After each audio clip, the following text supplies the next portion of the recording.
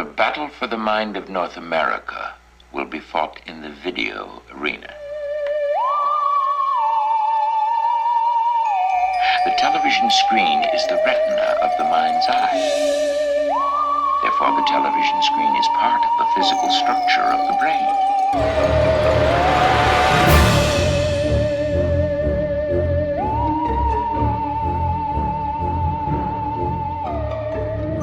All right, welcome to episode 10. We're in season 2.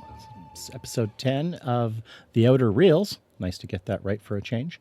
This week we did The Chain Reaction from 1980, Australian film, not to be confused with The Chain Reaction from, I don't know, 96 or something with Keanu Reeves and Martin Freeman. Also a great movie. Yeah, episode 10, double digits. Here we go. Mm-hmm. We're rocking along. And I think 3 people are listening to us. So for you guys, we love you. Yeah, buy some merch. The Chain Reaction is this movie I just kind of stumbled across in looking for Australian sci-fi movies. I don't think it's a sci-fi movie. Yeah. At all. But I guess it's kind of, but not really. I'll be honest with you. I have the least amount of notes of any movie we've done so far. I quite enjoyed this. You know, I'd seen this movie. Oh, of course you had. Yeah, I mean, when you get down to this stuff's on TV. I'd seen it, but it's one of the movies that I hadn't watched in my adult life at all, because I remember being on TV and I remember the Ute in it, and I remember being like, oh yeah, it's, you know, and it's like Steve Bisley, he's like classic Australian actor. There's components to it where I should have rewatched it, but as a kid, it didn't blow my socks off. And so I just never sort of came back to it, you know? And so I very much enjoyed rewatching it because it's, you know, it actually made a bit more sense. Like it's more of an adult movie anyway. It's not as exciting. It's pretty slow. Yeah. And it was interesting. Yeah, I was going to say, I could see you not liking this as a kid. Yeah. But I mean, there are some great car chase scenes in it, but there's like 2. Yeah, and I got some interesting stuff about those chase sequences, actually, which if you're in a studio elevator and you get on the second floor and Joel Schumacher's there. Oh, man. How are you going to pitch this movie to him in 3 floors? All right, this is the guy who gave us Batman on Ice. Yeah, I put nipples on Batman. He did that too. He did that first, and then he gave us Batman on Ice and Batman and Robin. Great movies. No. Batman and Robin is terrible. I Batman Forever is okay. I enjoyed Batman Forever, but Batman and Robin, I had free passes to. I went to see it with a friend of mine at the Capitol 6, and I remember coming out of that, and I just told my friends, I said, don't go to see this movie. Don't pay money for it. If it's, don't rent it when it comes out on video. Don't do that. If you're flipping channels and you stumble across it on TBS, keep flipping channels. It's not worth your time. Well, it's still a hit, so they clearly, your protesting clearly did nothing. Yeah. No. The 14 people I told just, pre-internet didn't do anything about it. Do you remember those 2 guys who started that petition online way back in the day for the first Spider-Man, like 2002 or whenever it was? And they said, don't go see the new Spider-Man. We're not going to, because Green Goblin's mouth doesn't move. It was like this whole, and then the movie comes out like $600 million. Like, yeah, you guys really showed them. So, Joel, you have this movie idea. So, Joel, yeah. So, did you see? So, we're going to take Silkwood and or the China Syndrome and put some car chases in it and set it in Australia. Sure. Sold in the room. Yeah, that's about it. It's like I said, I found myself just sitting back and enjoying this for the most part. It's got some funny stuff, like the fact that the company that has all this nuclear waste is called Waldo. The Western Atomic Long-Term Dumping Organization. There you go. Yeah, it's like we have a company that is in charge of safely disposing of nuclear waste. And at the start of the movie, there is, I thought it was some kind of accident, but you later found out it was actually an earthquake. And yeah, I read that as an accident as well until they later said that it was an earthquake. Exactly. So there's an earthquake, and then a Newton's cradle the guy has on his desk goes off, and I can think was like, that's not how a Newton's cradle works. You can't shake it and have it start working as if you pulled one side back and let it fall. But physics lessons aside, they really hammered that down too, because they keep that clicking going for a long time. But so this guy gets all suited up because some alarms are going off and stuff, and he heads down, and basically there's a pipe that's burst, and there's all this steam and stuff. And this is the character Henrik. It's Henrik, right? It's our German, nuclear scientist, physicist, whatever. Played by Ross Thompson, who, like all of the other actors in this movie, really just had a career in Aussie TV. They just popped up here and there, and that's it. He didn't really do any other movies, like Man from Snowy River, TV spin-off, all sorts of stuff. I didn't recognize him at all. I don't think I've ever seen him. Well, we should talk about the director then. Sure. Yeah, so this is Ian Barry. This is his first directorial debut, and he also wrote this movie. Yes. So this is first time writer-director. Watching this, I was like, this guy's going to have to have done other things that I've known. And he didn't really have much of a back catalog. A lot of TV. Yeah, a lot of TV. Again, like a lot of these people. The one thing of note that I'm going to bring up, he made a movie in 1996 called Robo Warriors. It looks like a sci-fi channel version of Robot Jocks. Well, that's funny. Yeah, no, I think we're going to have to, you better track that down then. When the unfortunate time comes and we have to do a season on British movies, I'm going to use this one. This is also written by Stuart Gordon. But Robo Warriors is not an Australian movie then? It's English. That's why. It's English. Yeah. Okay, interesting. Anyway, he suits up and he goes out, and we find out a pipe's burst and water's leaking all over the place. And we later find out he's taken a high dosage of radiation. And he wakes up in like some kind of chamber, and there's a bunch of officials walking around in there and stuff. And they get the word out that he's now been knocked out for 29 hours, like he's been KO'd or asleep or whatever. So yelling through this little box to the officials, and he's asking what the loss factor is. This American guy shows up with a real ominous. If you watch the movie and you go to 5 minutes 25 seconds, there's a shot where they walk through the doors into the hospital, and there's this incredible musical sting that plays there. In Planet Terror, it is a frame for frame shot where they walk into the hospital when the virus is first breaking out, and it has the same musical sting and everything. And Quentin Tarantino is admittedly a huge fan of like Ozploitation movies, and he loves all this, these Aussie 70s and 80s Planet movies. Terror was Rodriguez's thing, though. Sure, but they worked on it together, so I can see that. Yeah, it has a real vibe to it. So check it out. 5 minutes 25 seconds. At least just watch that, and you get the sting. It's got a really cool feel to it. That's where they're like, please hold for photo identification, and basically you see a camera, it goes click. They never stop moving. It's like identification verified or whatever they say. And you find out it's basically the CEO of Waldo. The gist of it is, and you can correct me if I got something wrong, but the gist of it is he wants to let the word out that this water is radioactive and it's leaked. It's left the plant.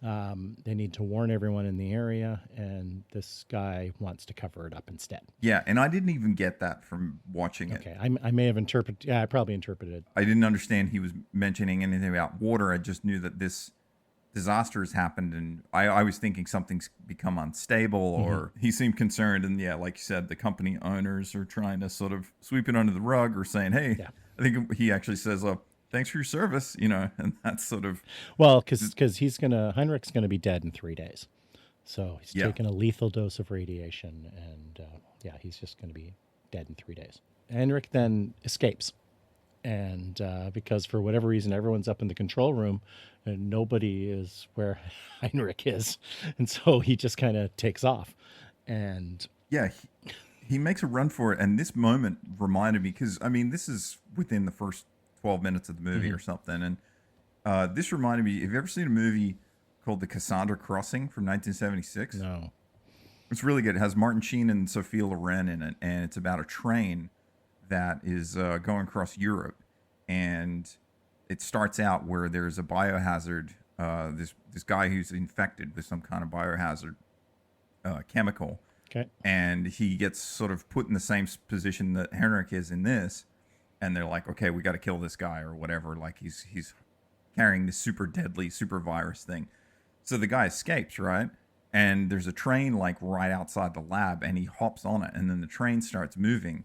And now the whole movie is about the world and the governments knowing this train has got this super lethal biohazard on it. It's a cool movie, but Yeah. So Heinrich's on the run, and this is where we do a cut to our hero, and who's Larry, and he works in I guess he's a mechanic or something, in a garage, or right. was he just having his car worked on there? I'm not sure. No, it seems to be his shop, and Okay. it's like a speed shop. You know, Yeah. they've got like this really cool panel van, a couple of other cars. He's got a pretty sweet truck. Yeah, it's a Holden HQ 1-tonner. There you go. The step-side beds on it. Yeah. Those are super popular back home, but the step-side bed you don't see very often. It's kind of Sweet paint job on the side, very 70s. classic. And yeah, the scene starts off with a long pan through the garage, and right off the bat, we got Mel Gibson with a beard, working on with a grinder, and he seems to like lapping up the sparks with his tongue. Like it's it's just one of those. The first time I watched it, it just kind of panned by, and I kind of went, wait a minute, is that my note? So I jumped back and I realized that's Mel Gibson, and he's completely hamming it up for the camera, and I was just like, what are you doing, dude? You've only been in one movie at this point. Or had Road Warrior or Mad Max 2 even come out yet?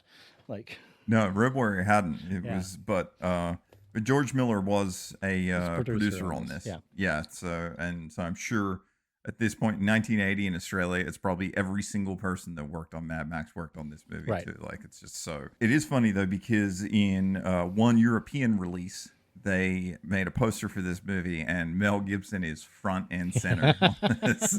And you know it, he's on it. If you blink, you miss him in this movie. He's in it for a solid 6 seconds.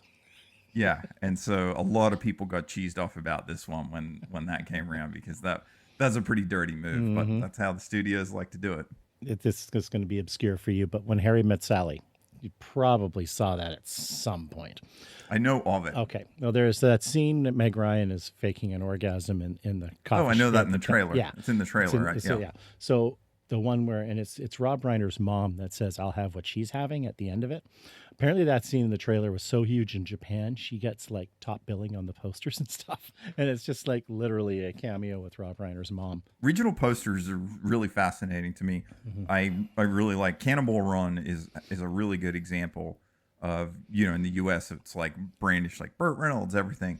And when Cannonball Run came out in Asia, it was Jackie Chan was top billing on that. So you look up some of the old flyers for Cannonball Run, and he's like front and center, and he only has a small bit part in it. Not a small part, but he's a much more tertiary character compared to Dom DeLuise and Burt. And at the time, he was a virtual unknown in North America. So yeah, and so it was just interesting seeing that. So I get why they do it, but so we find out this guy Larry and his wife are taken off for a getaway. Was it their anniversary or something? Yeah, I don't know what exactly the reason was, but Mel Gibson gives him a bottle of champagne, and I couldn't figure out what. His wife, Carmel, is her name. Yes. So played by Anna Maria Winchester. She is the daughter of another famous Australian actress, and she did the same run. This was like her movie, and then all Aussie TV. But you have to think, for every Aussie movie, there was probably 24 different TV shows, because there was a lot of TV coming out at this point. Right. So it's not much of I wouldn't call TV a step backwards at this time and place in Australia. It was a career move forward for sure. I had this conversation with some producers about Vancouver recently, and it's like, you can't slag anyone for working in TV because it's a TV town. Yeah, right. It's just a ton of TV comes through here, and that's just what it is. We're all happy to work on the features when we can, but they're few and far between in comparison. Exactly. Larry and Carmel are, I guess, taken off. The kids, are taken by, I assume it's Carmel's mom, who does not seem to be thrilled about meeting them at the garage, but whatever. We don't see her or them at all again the rest of the movie, so who cares? And they take off to, was it Paradise Falls, is it? Or something like that? where he has his cabin. Where he has Or his sometimes cabin. they just refer to it as paradise. Yeah. The first sort of little taste you get of Larry in his tonner ripping down the road, Yeah. and he loves his car and he's confident at driving it. Yep. Is this where he sees a crashed truck, or does Yes, he? yes, it's on their way. They see a crash truck, and that's Heinrich's. And he gets down off the road, and he says there's just no driver there, so the driver must have got out fine and stuff. So they get back in the car and they head on their way to the rest of the way to the cabin. Right, and then somewhere along here, there's phone calls going on, and we go to the exchange that's in this old woman's house. Right. She runs the local yeah, phone exchange. I was impressed to see how up to date the telephone system was in Australia was in 1980. That it's literally a woman with a patchboard. Some of those small towns, that was common. Like there are some towns where late at night the power would turn off, like on the far street. Things move pretty slow back there. Yeah, we didn't get rid of leaded gas till 1991. Yeah, okay. I mean, it was in the 80s here, so. Yeah, I think Early 79, the US, they outlawed it. God, that stuff was good. Best. Smelt the best. Tasted the best. Tasted. Jesus Christ. I'll give you smell. That's why I've got tetrachloroethylines in my blood. But explains a lot. But there is a correlation between the ending of leaded gasoline in the United States and a drop in violent crimes, yeah, right? That's because people just kind of went soft, right? It was so energizing and it was so good. Like we can get a better high than driving a car on leaded gas. We all need a little blood buzz every now and then. Yeah, this is when Heinrich calls what's his name? Eagle, I guess. He's a reporter. Yeah. And Heinrich's not doing good. He's out in the rain. He's like trembling. He's a little confused. He's not sure what's happening. And this operator is pissed that it's so late and she's connecting the call, and it's a freaking reverse charges long distance call on to boot. Mm-hmm. But Eagle takes the call. And we should introduce who Eagle is. Yeah, so Eagle, better known to you and I as Toe Cutter. Oh, yeah. And Immortan Joe, thank you. In the Mad Max movies. Classic guy, did not recognize him at first. Hugh Keys-Byrne. He's an incredible actor. I didn't recognize him at first. It took me a little bit. His career, same kind of role. Like Mad Max put him up there, on the map, and then he just rolled through tons of TV, a couple of movies, lots of stuff, but something you might appreciate that Hugh Keys-Byrne was in 2000, he was in a couple episodes of Farscape. Oh, nice. Yeah, great Aussie sci-fi show. Oh, I loved Farscape. That was great. It was really well received around home too, because at that time, by the late 90s, most Aussie TV things were garbage, and we were getting a lot of US shows, a lot more US stuff, so everybody would just watch that. And when that popped up, everybody was positive about it. It was really good. Yeah, I was one of the ones who came to it late, but once I discovered it, it was like I was buying. I've got a really questionable DVD set of them. They're like double-sided discs. Yeah, that's the TV release ones, the 4x3 ones. Yeah, they look great. They looked great because at the time, and that's how I watched the bulk of it. And I tried to get my kids into it, and they were like, "No, go." But it was great, and I loved the puppets. I think a lot of people were proud of that show too, because it had enough of a budget to give people a chance to say, "Hey, look what we can actually do." Mm-hmm.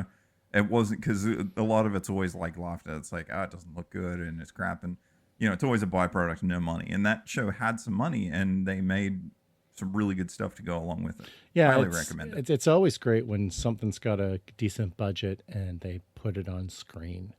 Because so often that's just not the case. It's wasted on the upper, talent and producers and director and everything else, and then they just kind of skip by with the rest of it. I see it over and over again. Yeah, you're right. So they make it to paradise. Yeah, so they make it to paradise. Eagle knows what's going on, so I think he's heading there. And Heinrich is just, out in the rain because he's crashed his car because he's not doing well. There's guys from Waldo hunting him down. Gray, is it Oates, I think? Oates, yes. Yeah. Are these two blonde guys that I thought were like some weird father and son duo there at first, but I don't think they are. But Oates is deaf and mute. So Gray was played by Ralph Cottarelli. He died just last year. Another typical Aussie TV actor. He was in a lot of stuff, but the most probably important role that you should know about, he was Professor Sharp in Howling 3. There you go.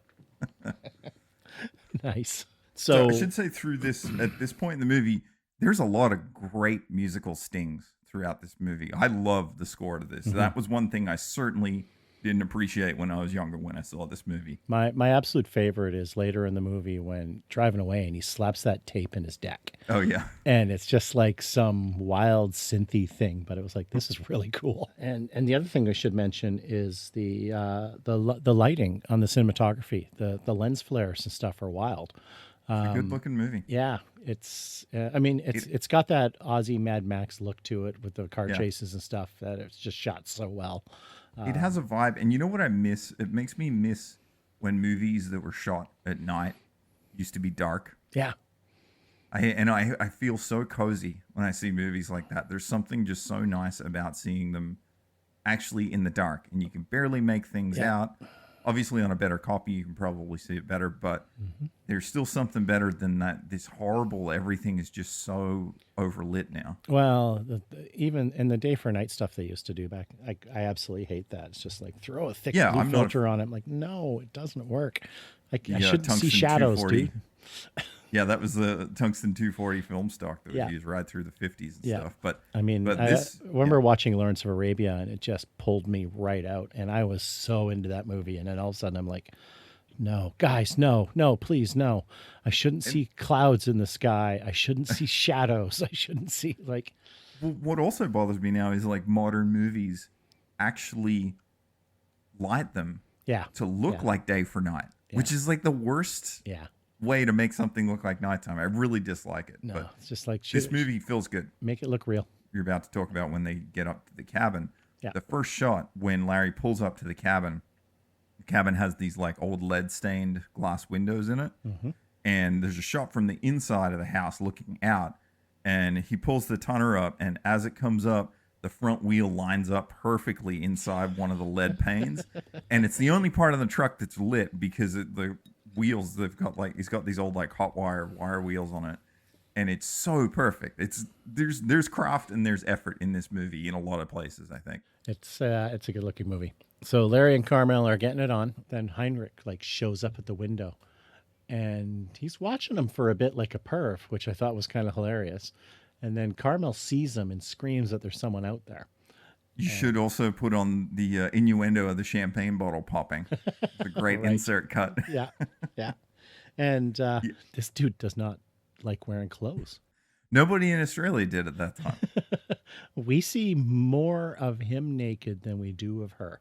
What's funny about this is when Henrik shows up on the window, it's like a zombie shot. Like he's like got his face smushed against the window and he's like dragging down it. It's pretty dramatic. There's something so honest about this movie because Carmel's like, oh, hey, Larry, come help. This guy needs help. And it's like, if that happened today, I'd be like, oh, it's a meth head. Like, leave and go. You know, like, there's such a... Yeah, but we should add, Carmel's a nurse, so she's got a background of wanting to help people. They put Heinrich to bed in one of their kids' rooms. I thought the mosquito netting was a nice touch. Welcome to Australia. Something you definitely don't need here. But either that or it's the island of Dr. Moreau. Yes. Fat Marlon Brando behind those fly screens.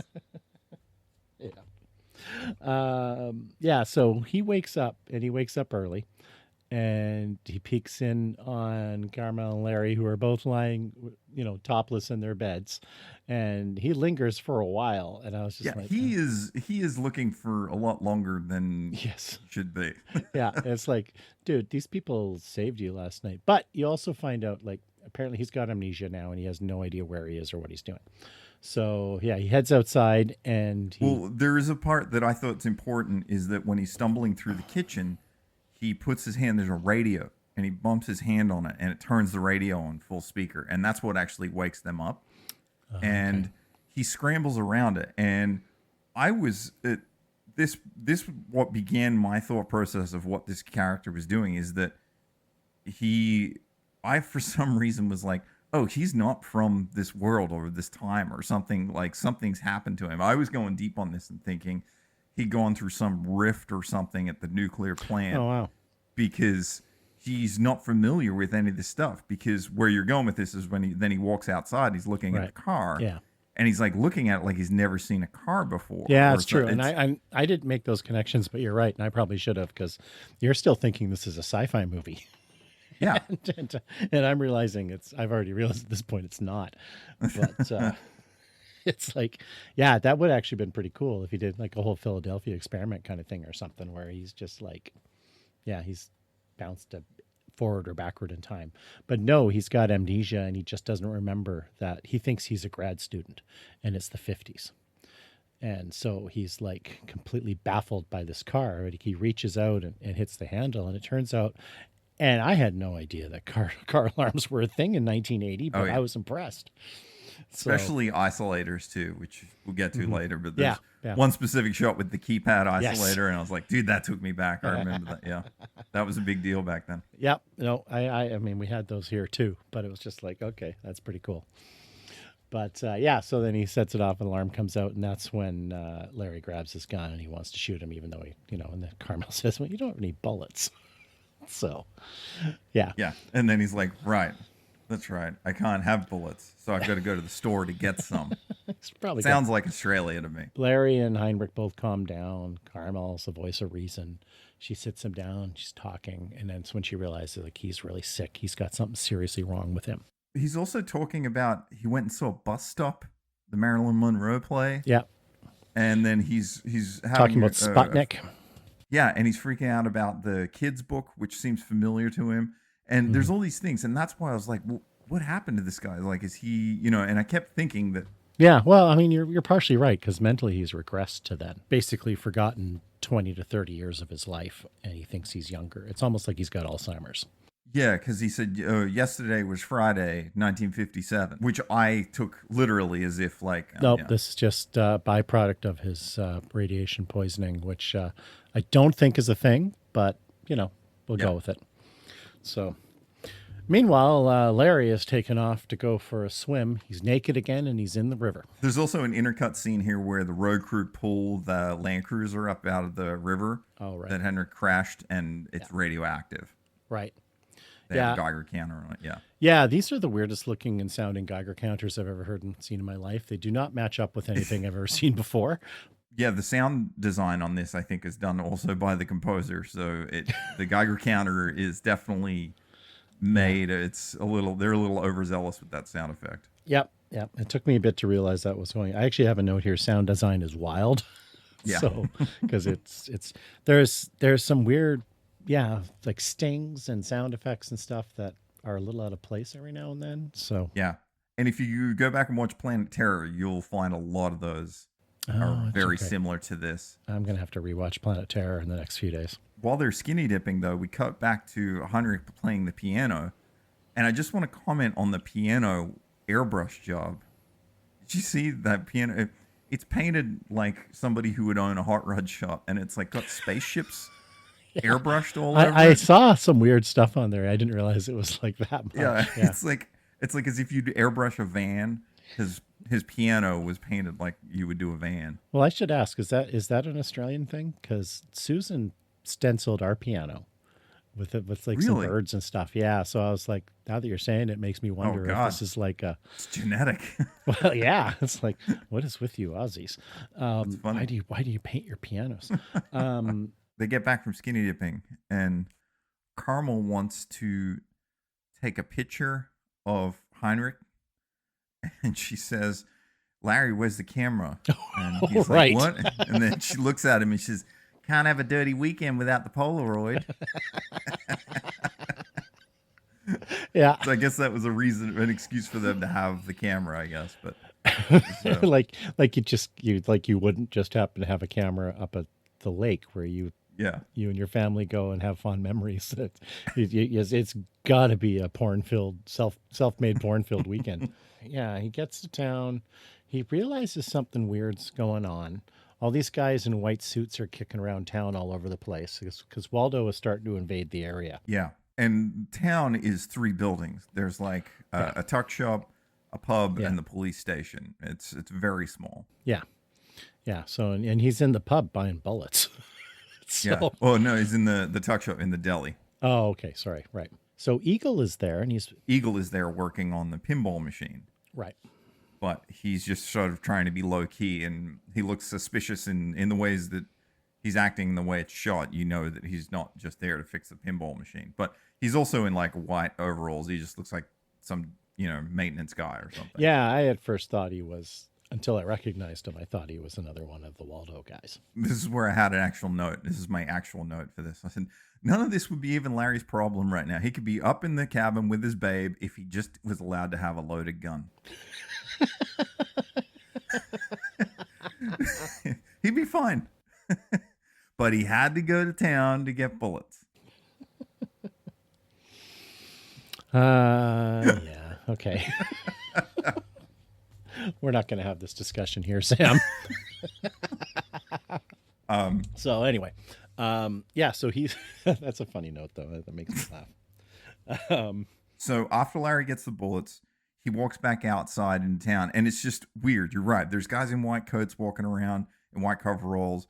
Everything's a little weird, and he's just suspicious. So he walks around, and then there's that semi truck, and he walks up and looks in the back of it, and it has a black LTD4, but it also has the junked Land Rover that Heinrich crashed. Larry's looking around, and there's a funny shot. Did you see the shot of the guy who's spray painting in the back of the car yard in the panel beater shop? Larry looks over. It's like one shot, and he looks over, and there's this guy who looks like he's just stoned out of his mind. He's like spray painting his shoe yellow. Yeah. And that's Dave Brax. He was Mud Guts in Mad Max. He's just nice. Yeah. He's just there as one bit, and then he's gone. He went on to be an assistant director on some stuff and everything, but it's funny that he just has this like super fast bit part. Yeah, and they're trying to pin it all on Larry. Meanwhile, they're still trying to find Heinrich. They don't know he's at Larry's place. Right. He leaves town, so a really awesome car chase ensues. It's best of the early Mad Max movies. Like I love it, and yeah, it's just so well shot. It's just great. The most important thing here, though, is the sense of speed. Mm-hmm. There's no retimed shots. No, and they're moving, and it makes such a difference. I've said that they're so moving, much. And they're moving on a dirt road. Yeah, it looks great. And they both head into a 1-lane tunnel, and it's just awesome. It's worth watching just for these 2 car chases alone. They're so well done. Yeah, it's great. It has a great feel to it. It's what you want out of a quote unquote classic car chase. It feels good. It's got really good speed, good music again. It's all the right stuff. So he goes through the tunnel. He comes out on the other side, and the cops there. Because the cops have got it roadblocked. Basically arrest him. Eagle now sees that he's been arrested. Inside the deli, Eagle's watching all this go down, and he asks the waitress if he can use the phone. And she says, sure. And then he dials, and then she patches the switch in, and you hear Gray on the line. Right. And then I think Eagle says something like, he's like, second thought, I'm not gonna, or whatever. And you're like, okay, well, this guy doesn't want to get caught or heard about either. Mm-hmm. He's in disguise. And then he gets the idea to back over the cop's bike. Get arrested so then he can get to Larry. Which doesn't do him any good, because then the cop's like, you idiot, what are you doing? And then, so he's trying to accelerate the arrest every time. This is actually a funny part of the movie. It is. And then he pulls out his wallet with a big wad of cash, and he's like, well, why don't you just take the money and then you don't arrest me? And then the cop is like looking, and like all the townsfolk are watching him, and he's like, "I'll bugger off, mate." And he's like, and like you see Eagle, and he's like, he's just trying to get arrested, and he's still not doing it. So then he just straight up just calls him a prick. He just looks at the cop, and he's like, "You prick." And then it cuts to the jail cell, and then it's in, which is actually a good comedic moment. But they put him in, and then the cop says to Eagle, he's like, yeah, now we'll see who's the prick. And then Larry turns around to the cop, and he said, well, nobody's going to need binoculars for that one, mate. Yeah, and then then Pickett leaves, and then they basically high five each other. Yeah, it's actually really funny. It was a really good scene. Back at the house, Heinrich's playing the piano, and he tells Carmel he can't stop it, talking about whatever disaster is going to happen. and she asked him about what is 239, you said. And he said, it's what kills the animals in the barnyard. It's time for me. Time's running out. And none of this was clear to me till the end of what he was actually talking about this number 239. I don't think it tracked very well. I don't think it was a good No, because story point I in the movie. didn't realize what he was talking about either. I was always trying to figure it out, and it turns out it's plutonium 239, which, Yeah. radioactive stuff. But I like the fact that he sees like the kids' toy animals and stuff, and that's what sort of triggers these things. Yeah. Little things like that. And then at this point, Gray has kind of pretty much convinced all the police to work with him and lock down the town. And, he's got the whole spin on this crazy Heinrich guy is out killing people. Right. And that's all the cops know. They don't know about anything else. He's actually a pretty good villain. Yeah. Like, I like his voice. I like everything. Yeah. Like his suit, his SWAT, like he plays a straight up villain. Yeah, when they're doing the second car chase and he comes up beside him, and he's just got that smile. It was like, that's awesome. Like, it was just like, yeah, he's a really cool, he's got that villain. real stoic look. If you watch Bullet, the guy who drives the 68 Charger is Bill Hickman. He played the villain in it, but he also was the stunt driver in it. And he has this real stoic, scary... Remember there was remember movies when people would talk about pimps in the 70s and there were usually these well-dressed guys with leather gloves and they were kind of scary. No, he's a good villain, and I don't understand Oates. I guess why they made him deaf, unless the actor was happy. Come on, use your producer brain here. They didn't want to pay him, right? Well, there's That's what that. you I would've guess. said. Yeah, he doesn't have to talk. Good point. Very good point. But there is a point where Gray's up at the farmhouse and they're searching, and they have Carmel and Heinrich there, and he does that one line where Gray picks up a Polaroid, and it's a photo of Carmel and Larry, and he's like, a nurse and a fast driver.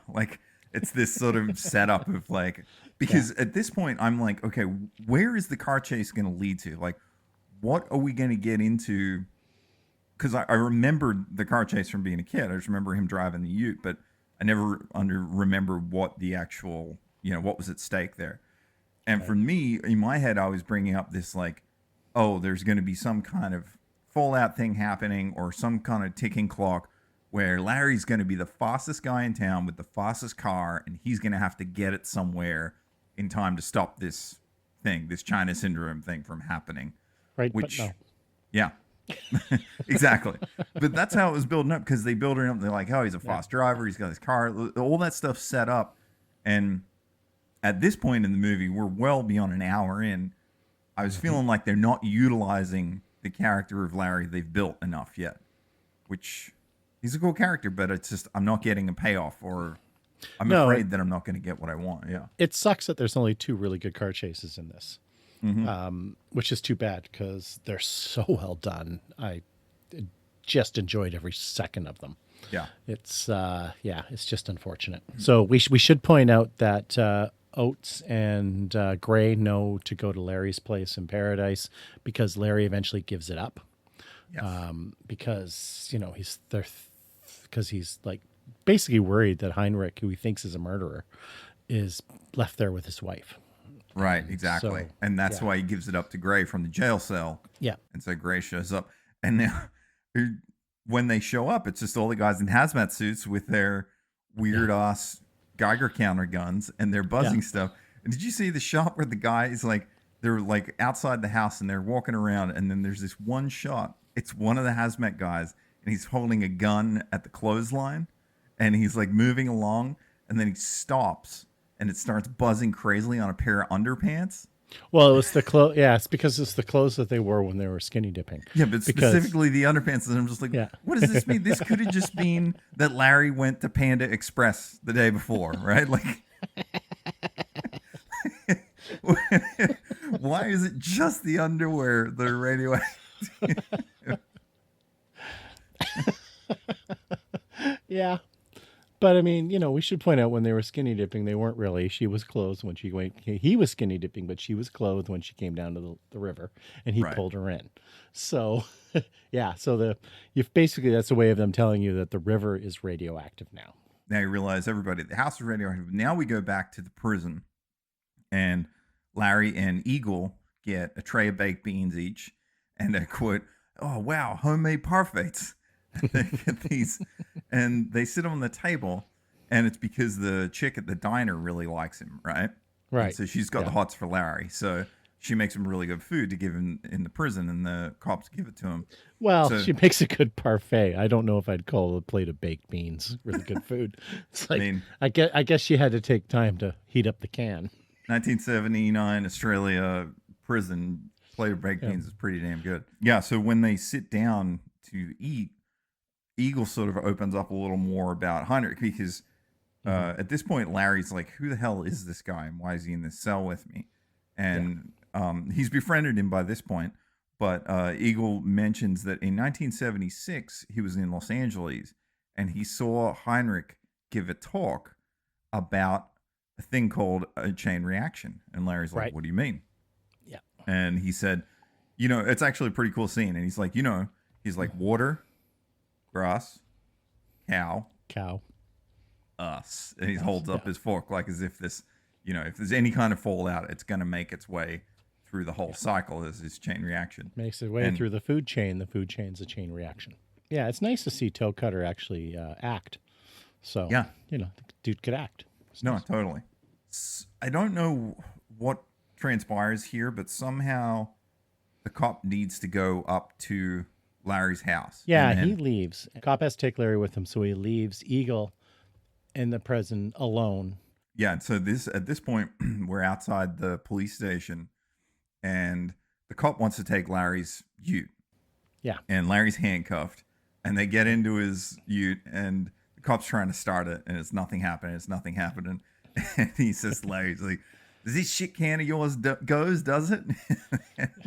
and Larry's just like, he looks at him, he's like, yeah, into orbit, pal. It's such a good line, dude. I thought it was so good. Well, the best part is all the guys at the pub are watching this too, right? And they're laughing at it. Yeah. They're laughing at But Pinga.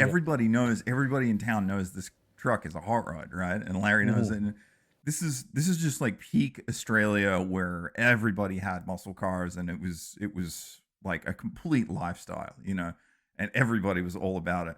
And then finally Larry convinces the cop to uncuff him and let him get the car started, essentially, is what happens. But I think the cop is looking under the hood, and there's also like a really good line there.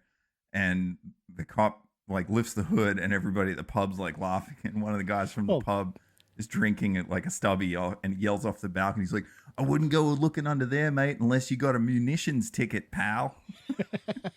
Just tons of great hot rodding gags about how this truck is a weapon, Yeah, and at this point, it's like I thought like Gray or someone had tampered with the car. But no, the cop just doesn't know what the fuck he's doing. So the cop uncuffs Larry, lets him drive. And then Larry does like a couple laps around the parking lot before he leaves. And he's eager to get back. He's super eager to get back to his wife, but not enough to not show off in front of the guys. He's got to do some donuts in front of the pub for everyone. Everybody's cheering and stuff. Again, classic Aussie just moment, Well, Larry takes off. He's driving too fast for the cop to be happy.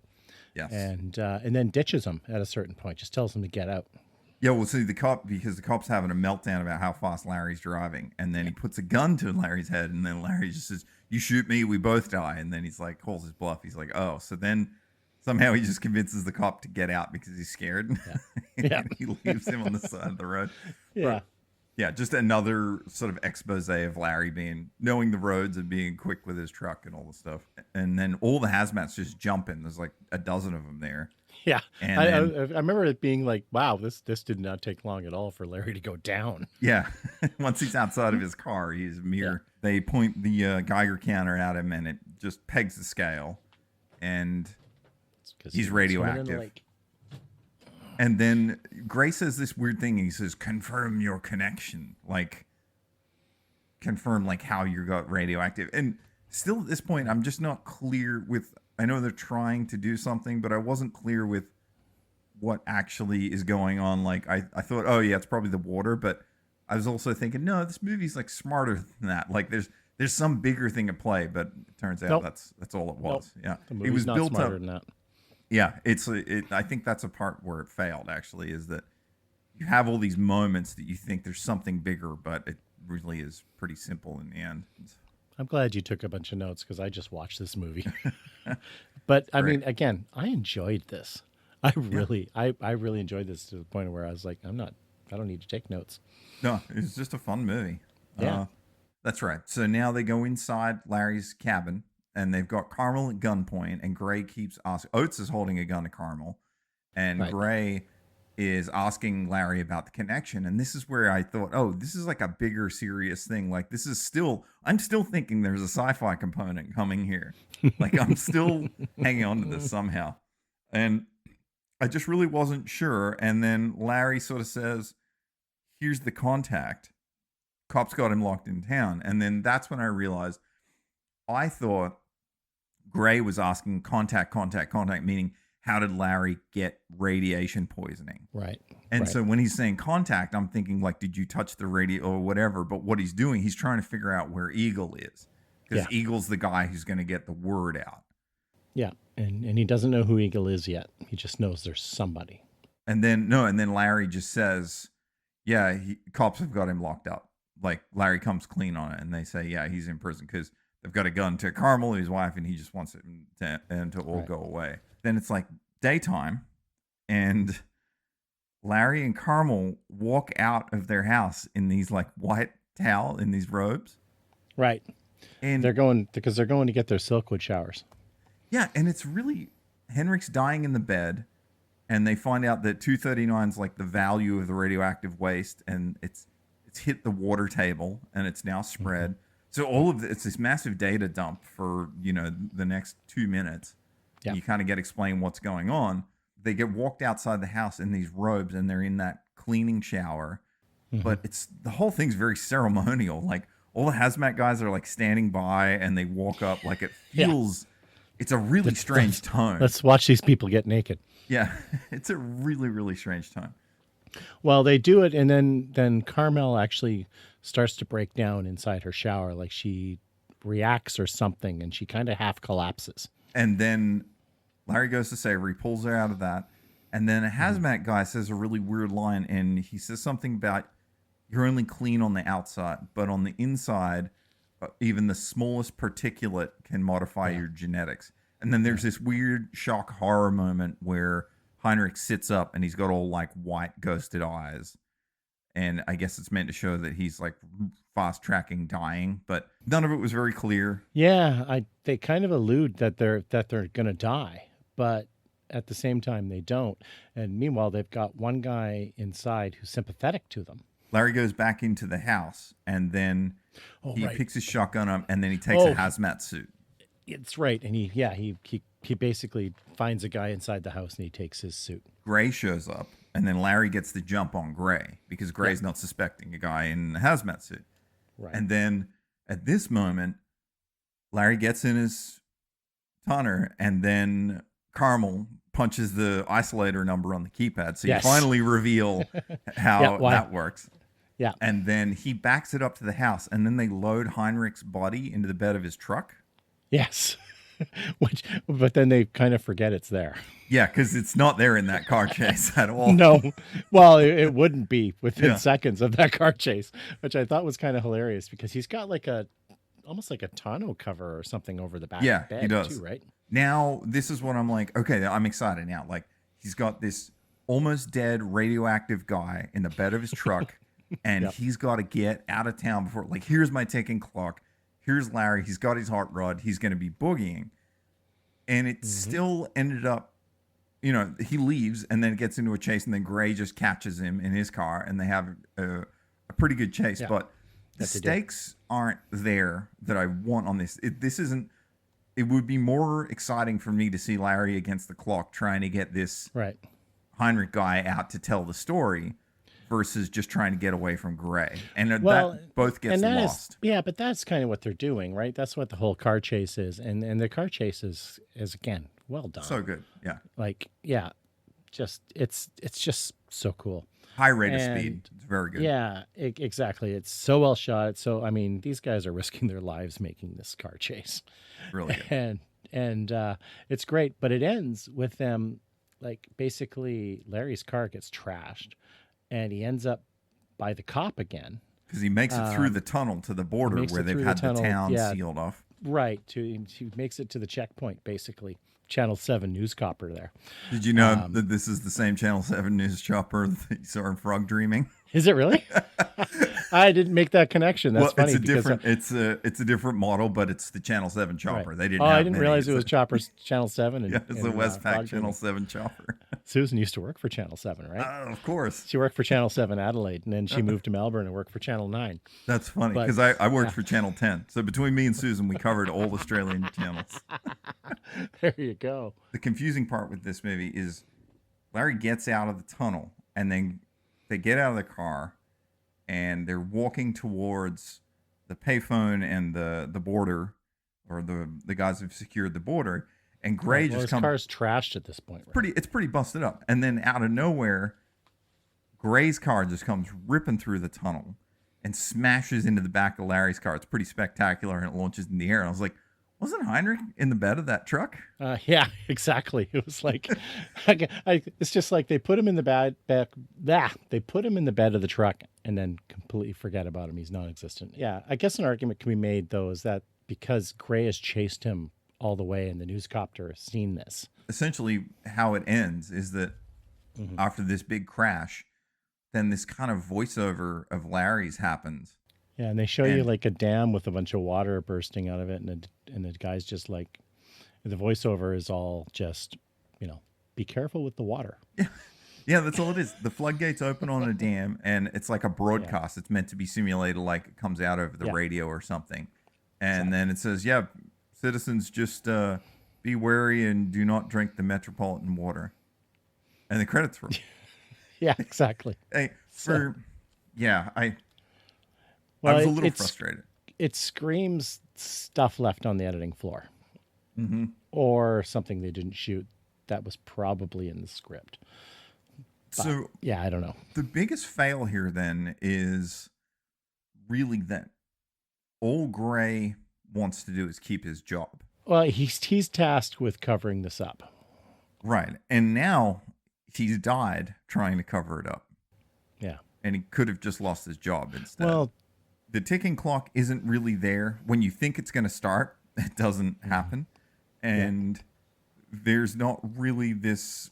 Again, it's like, well, what's at stake? And now, after all of this, I think Larry and Carmel are still radioactive. And yeah, they're going to die. They're gonna die. If they don't die, they're going to have like brutal cancer yeah. within months. And so there's nothing real redeeming here. Like, the right version of this would be something going down, some kind of antidote or some way to stop it.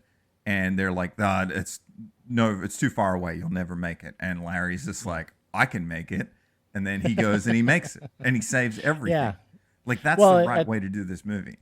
At the very least, they should have had Heinrich not have the amnesia, because honestly, that makes no sense with his radiation poisoning anyway. Yeah. And have told them everything so that like he can die, but now they know the truth. And the race is for Larry and Carmel to not get the truth out.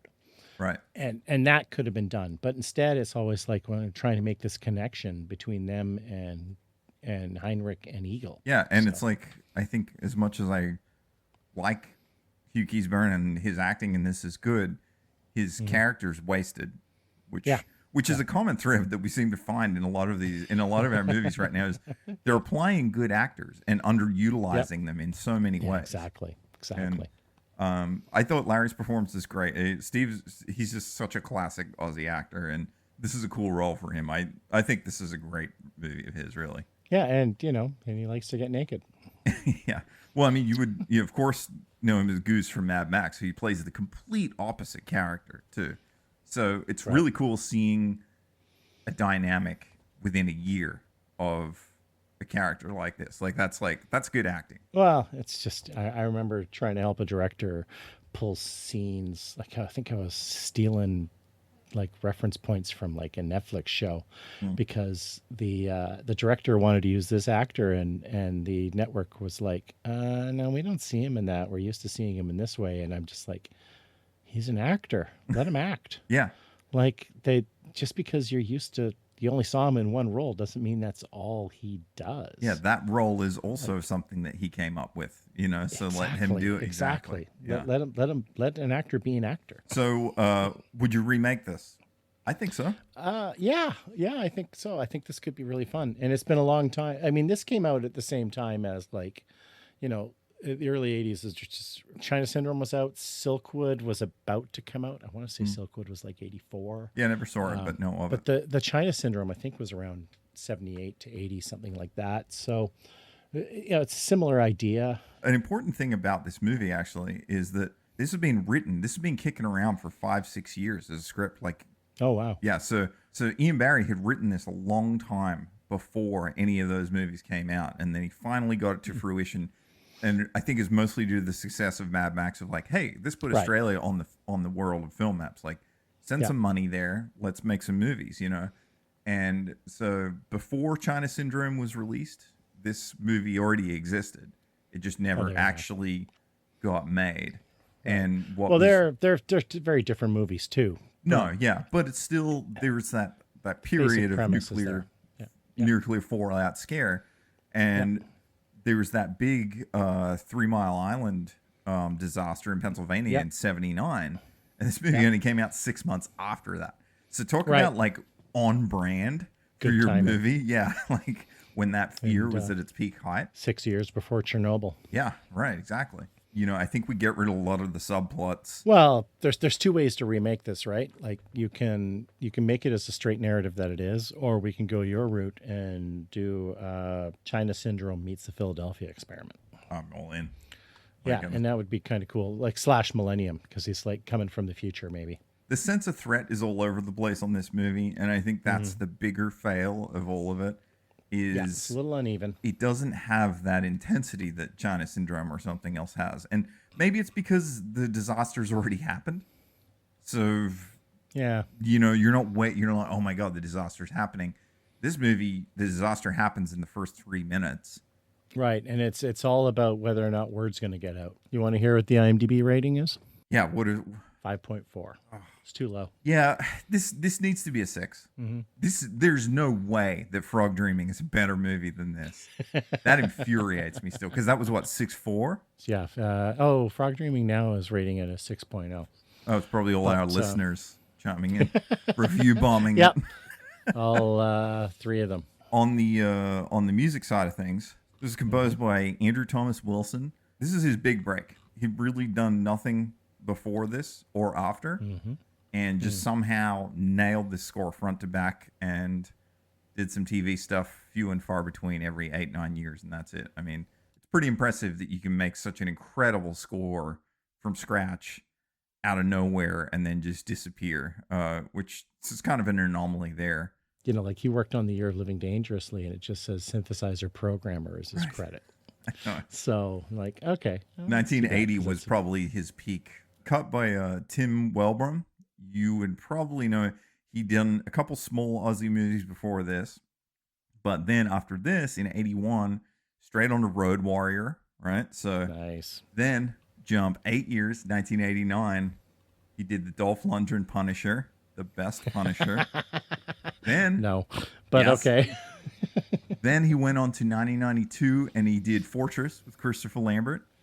And then after that, he went to 1993 and he cut Judgment Night. I mean, this guy's royalty at this point, dude. He did Blown Away as well, which is... It is not the 1989 Dolph Lundgren Punisher. Alternative release titles is really interesting on this movie. So regionally, again, just like Frog Dreaming / The Go Kids / Wade's Stupid Adventure, or whatever the hell the other version of that movie was called. It was called The Man at the Edge of the Freeway, Nuclear Run, which I think is awesome. That's a great name. That's a cool title, yeah. Contaminated, and then not bad. Man at the Edge of the Freeway, not The Man at the Edge of the Freeway, a different one. And there was one just called Sparks, and then The Chain Reaction. Sparks is all about Mel Gibson and is licking up the sparks. The Chain Reaction. Now, these were all the same movie, and this was released all over Australia differently under these titles. Like, I don't know. Really? Yeah, that was all internally in Australia. Oh my God. So then it went out in Uruguay as Nuclear Run. Again, I think is an awesome title for it. And then in Italy, it dropped as Detector, which, you know. It's not terrible. Yeah, it's nothing. All of these names were really too long. And the producer, David Affleck, actually did a manual search back in the day of going through Rolodexes and pulling cards and looking at all the movies that had The Man in the title and looked up their box office and realized that they all did poorly. So they switched it to Chain Reaction. But it was working title was The Man on the Edge of the Freeway. And thankfully to the producer, he was like, no, everything with The Man in it is not making money right now. That just sounds like a complete producer. It's such a weird thing. Yeah, exactly. But yeah. George Miller being a producer on the film, to your point of why all the car stunts are so good and all the car shots and the chases, it actually, they were running out of money and they didn't have anybody for second unit. And so Miller went out and shot and directed all this stuff. Not because he wanted to, because he was blowing up at this time. He was getting ready for Road Warrior, and he was on the map with Warner's. And but he was stuck in this movie and involved in it, and he was just like, I'll just go shoot the bloody thing. So the reason the car stuff is so good is because the pedigree is right in there. And he didn't take any credit for it and didn't talk about it. Yeah. The budget originally was 630,000 Australian, which, you know, that's money. Wow. But yeah, so at a 630K budget, right before shooting, which always happens, they cut it down to 450. And so that's a big drop. And so I think this is where a lot of the fallouts came in and problems with it. And so as we've discussed, you know, things that weren't shot or things that couldn't be shot or what happened. Yeah, they probably axed a bunch of their script. Yeah, because that's a huge chunk change. And then the only other thing is this was the very first Australian government-funded film that was sold to a major Hollywood studio. And I don't think this played at all here. I mean, well, maybe you weren't out looking for The Man at the Edge of the Freeway at the time. Maybe, and I would have been like 9-10 years old when this came out. Yeah, and here, so you know, this is Warner's. Oh man, it was so nice to see the old Warner Communication logo at the beginning of this. I got like all warm and fuzzy. Sweet. That just No, I'm glad I picked it. It's not sci-fi, but I'm glad I rewatched it again because I've written this one off for so long because I just remember it being like, there's not much car stuff in it. You know, that was like, yeah, no, I like I said, I enjoyed it. I've had the least amount of notes by far of any other movie we've done because I didn't want to stop and take notes. I just wanted to keep watching it. Not as good as The Last Chase. I don't know. I think I enjoyed this more than The Last Chase. But I mean, I am not as deep into The Last Chase and its entire mentality as you are. So yeah, that's true. You know, The Last Chase is your personal nightmare. And it does feel like every day we move forward, that movie feels like it was catered to it specifically just me. I like I said, I enjoyed it. I enjoyed this too much. Yeah, it's fun. A lot of fun. So, all right. Well, thank you, Sam. Fun as always. I do enjoy doing these. Yeah, man. Thank you. This was really good. I'm so glad I saw it again. And it ticked all the boxes. And I do hope out of all the stuff we talk about we watch movies so other people don't have to, I think I would suggest people watch this because there's some premium Aussie stuff in this. This is, if you like Mad Max, you like Road Warrior, I think this is an absolute must. Exactly. It's not as extreme as those. There's not as much of that Mad Max-ness in it. But with the music, the score is incredible. Yeah. And I'm telling you, man, check out 525 timestamp of this movie and then go watch the shot in Planet Terror where they enter the hospital. Very good. All right, man. Cool. Thanks, man. Thank you. Cheers. All right.